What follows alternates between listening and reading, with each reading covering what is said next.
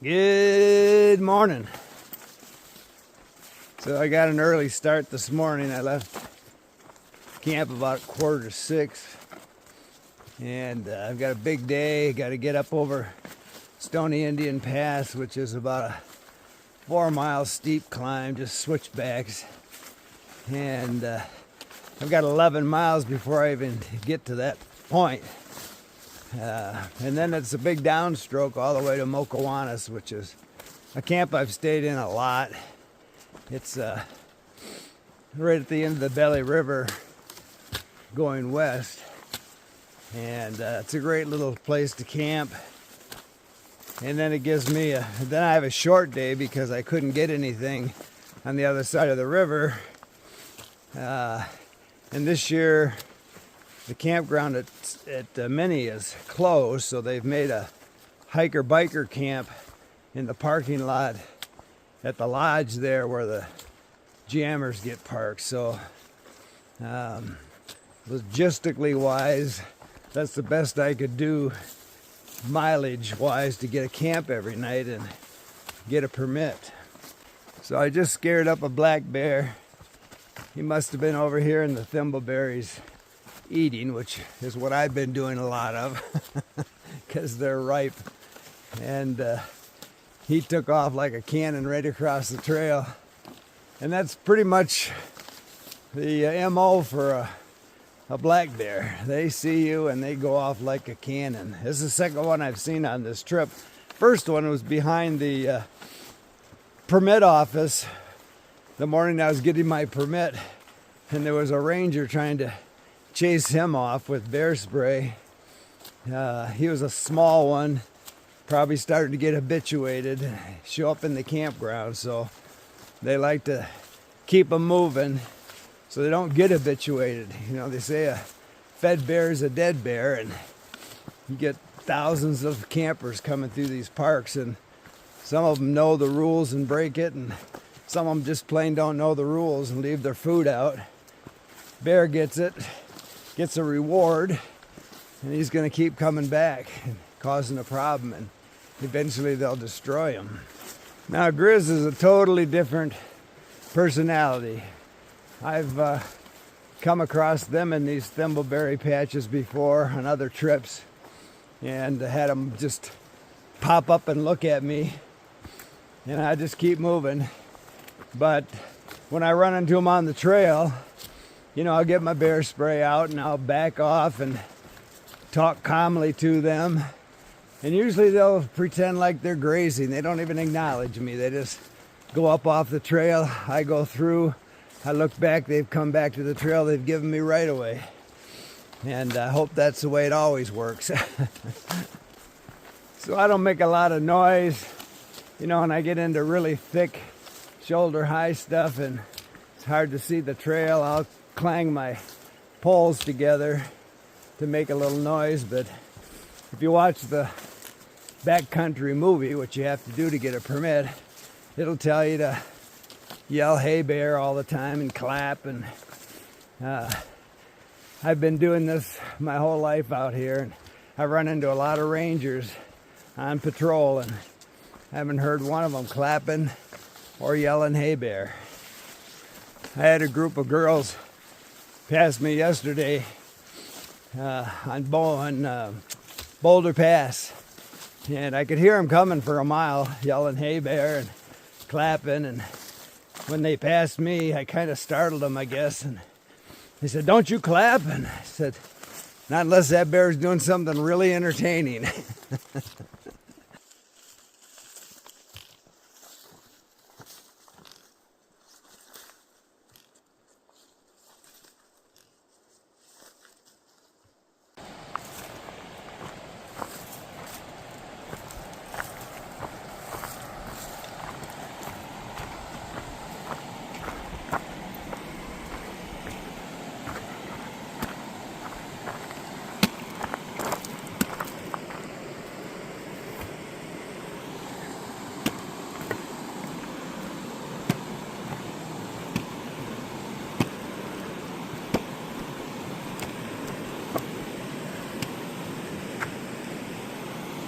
So I just stopped at Goat Hunt and had a bite to eat.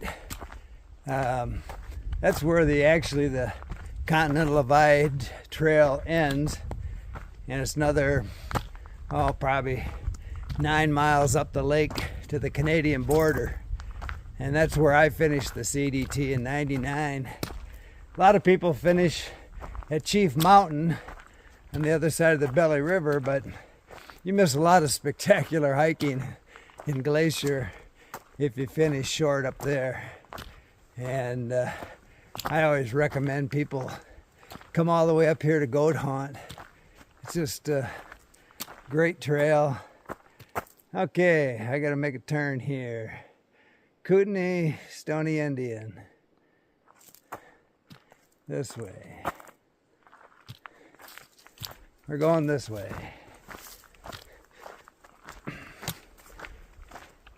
Anyway, if you hike up here, you can take a boat all the way into Waterton. And I came back the next year and started at Waterton town site and went to Kakwa Lake above Jasper on the Great Divide Trail. And so Waterton is where you get your permit, and you have to have a permit that is about a month long, so it's not that accurate, but you kind of guess where you're going to stay and pay your money and hit the trail. So I'm taking a bacon break. The thimbleberry is so thick in here and they haven't brushed this trail out in a while. It's hard to find a place to sit down, so I decided I'd take advantage of this bridge.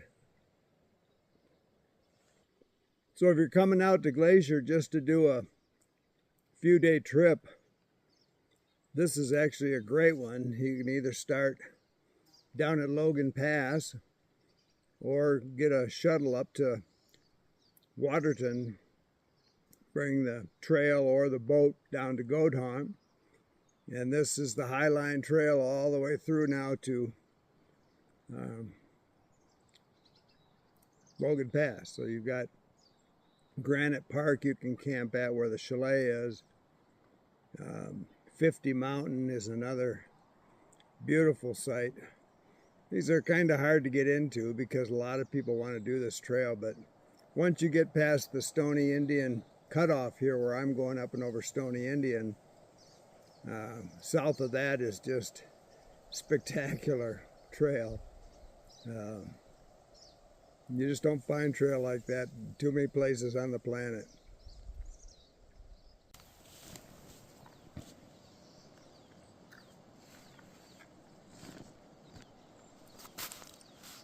Good stuff.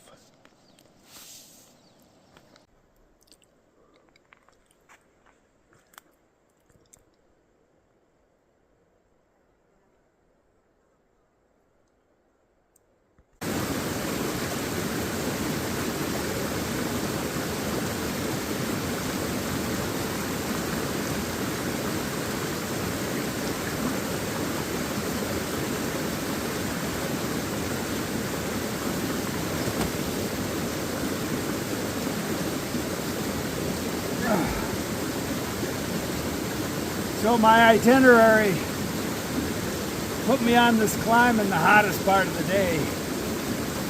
So the secret is to keep as much water in you and on you as possible.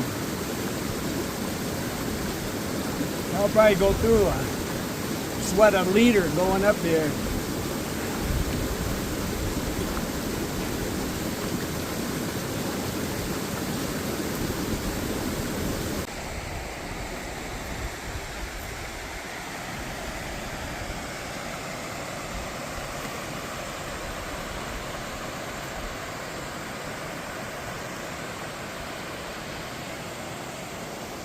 So this is Stony Indian.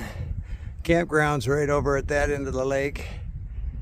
And the trail goes around this side of the lake, across that wall over there, and then up that pass.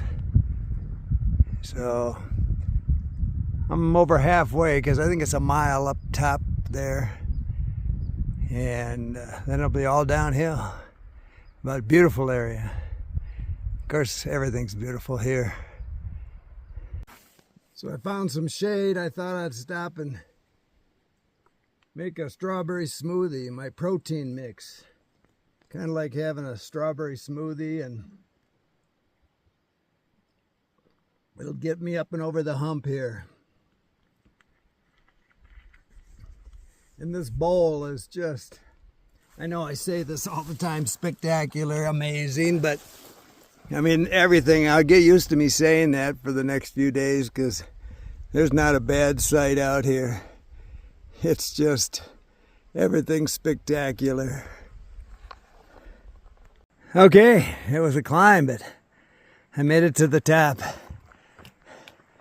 It's all downhill from here into another beautiful valley, which I'll introduce you to shortly. There's some marmots up in there. So it's hard to capture everything out here. It's so big, but we're dropping into this valley, which is the beginning of the Belly River, a series of lakes. And a lot of people like to hike in the Belly, especially if they're fishermen. A lot of fishing lakes through here. I've only seen about 6 people today, all going the other way. Had to let the dogs out, cool them down.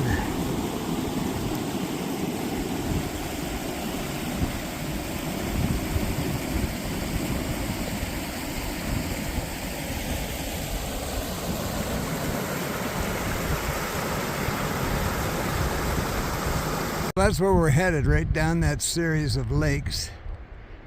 And my campsite's probably another 4 miles down through here, but both ways, looking this way, and when I get down there shooting back, amazing.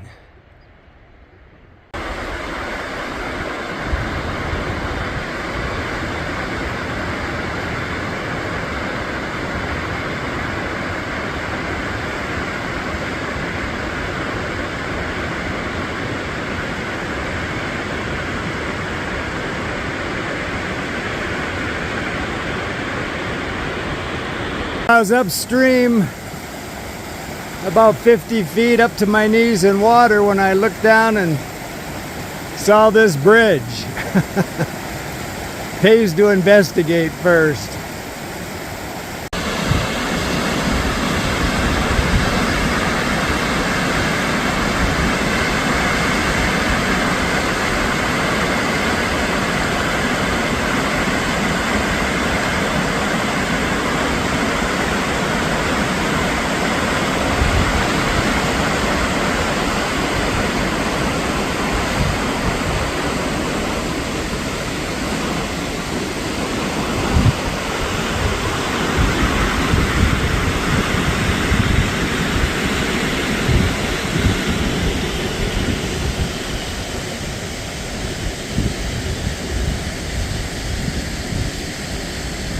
So much for day 2. Stay tuned for more PACKTOTER travel log tomorrow. Keep smiling.